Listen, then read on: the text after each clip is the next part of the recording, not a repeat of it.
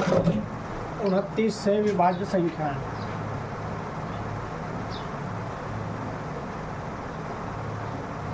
विभाज्य संख्या यानी कि 29 से कौन कौन सी संख्याएं हैं जो 29 से भाग होती हैं। इसका हम नियम लिख लेते हैं पहले। नियम रूल,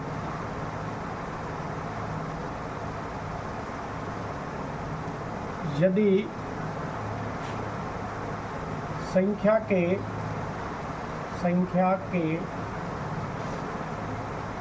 अंतिम अंक को 3 से गुणा करके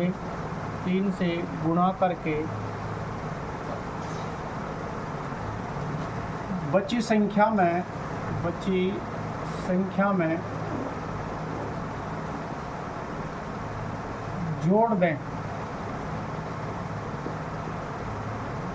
तो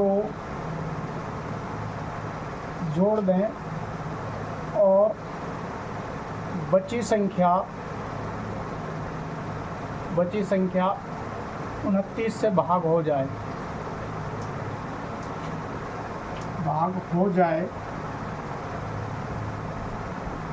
तो पूरी संख्या 29 से भाग हो जाए 29 से भाग हो जाए।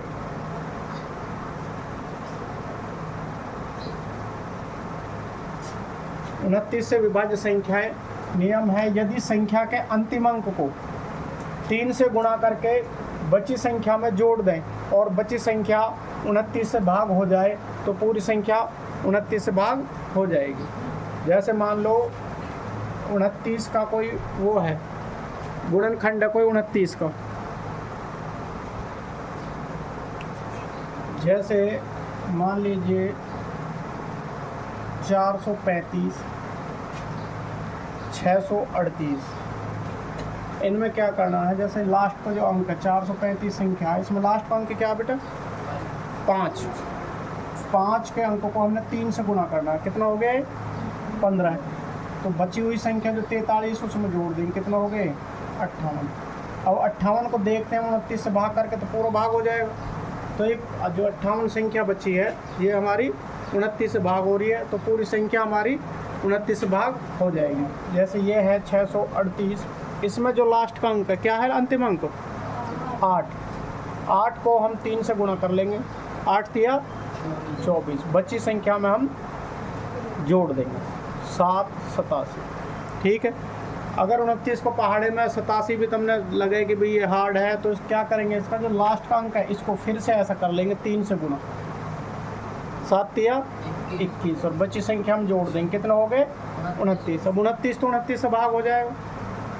तो इस तरह से हम बड़ी से बड़ी संख्या को इसमें से निकाल सकते हैं, जो संख्या हमारी 29 से भाग होगी या नहीं होगी, इस तरह से हम देख सकते हैं। ठीक है।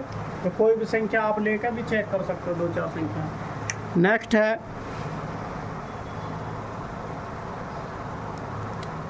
अगला है 31 से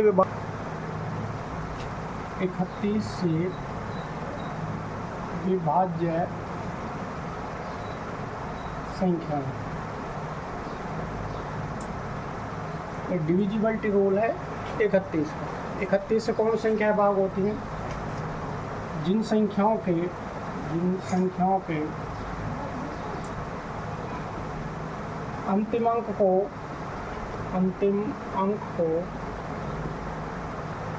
3 से गुणा करके बची संख्या में से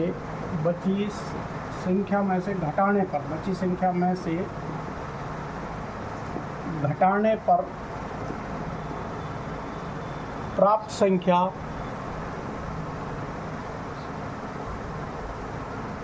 यदि प्राप्त संख्या 31 से भाग हो जाती है, 31 से भाग हो जाए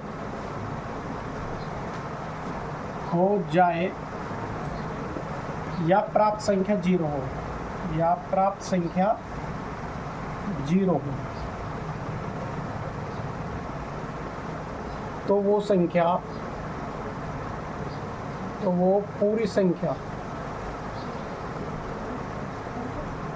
31 से भाग हो जाएगी, 31 से भाग हो जाएगी। ठीक है भाई। अगर कोई संख्या, जिन संख्याओं का अंतिम अंक, कोई संख्या है जो हमारे पास, जिसका हम चेक आउट करेंगे कि भाई ये संख्या हमारी 31 से भाग हो रही है नहीं हो रही, तो क्या करेंगे, उस संख्या का अंतिम अंक को पकड़ेंगे और अंतिम अंक को 3 से गुणा करेंगे। अगर 3 से गुणा करने के बाद में जो संख्या बच गई, उसमें से हम उसके गुणनफल को घटाएंगे। अगर घटाने पर या तो 0 आए या फिर कोई 31 का गुणा जाए, तो वो संख्या हमारी 31 से पूरी भाग हो जाएगी। जैसे 682, जैसे 682 इसको करेंगे, लास्ट में क्या है, 3 है, इसको 2 है, इसको 3 से गुणा कर देंगे, 2 या 6, घटाएंगे, इसमें से कितना बच गया, 62 हमारे 31 से भाग होगा। अगर फिर भी तुम्हें लगे कि भाई हम पे अब भी 31 का पहाड़ा नहीं आया, तो इसको लास्ट के अंक को फिर 3 से गुणा कर लो, बची संख्या में से घटा लो, क्या बच गया, 0। तो या तो 31 का कोई गुणज बचे, जैसे अभी 62 बचा था, या फिर लास्ट में 0 बचे, तो वो संख्या हमारी 31 से भाग हो जाएगी। एक एग्जाम्पल और ले लेते हैं, 775 है, जैसे 775, क्या करना है, जो लास्ट का अंक है वो क्या है, 5।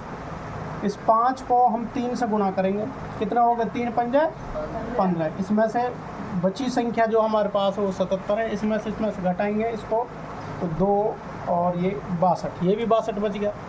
अगर 31 दूनी 62, अगर ऐसा हो जाए तो बहुत बढ़िया, फिर भी नहीं हो तो इसको क्या करेंगे, 3 से गुणा और बची संख्या में से हम इसको घटा देंगे, 0 बच गया। तो अब 0 आ जाए तो सोच लेना, समझ लेना कि भाई ये संख्या हमारी 31 से पूरी भाग हो जाएगी। ठीक है। हाँ, 29 वाले में तो 3 से गुणा करके जोड़ना है, और 31 वाले में 3 से गुणा करके घटाना है। घटाने के बाद और जोड़ने के बाद हमें बची संख्या को देखना है कि जमा करेंगे तो उसमें तो ये देखेंगे कि बची संख्या हमारी जो संख्या बन गई है अब, तो वो 29 से भाग हो रही है कि नहीं हो रही, और इसमें जो संख्या बच गई है उसको देखेंगे 31 से भाग हो रही है नहीं हो रही। अगर हो जाए तो वो पूरी संख्या हमारी 31 से भाग हो जाएगी, और ऐसे उसमें जमा करने पर हो जाए 29 से भाग, तो पूरी संख्या 29 से भाग हो जाएगी। ठीक है।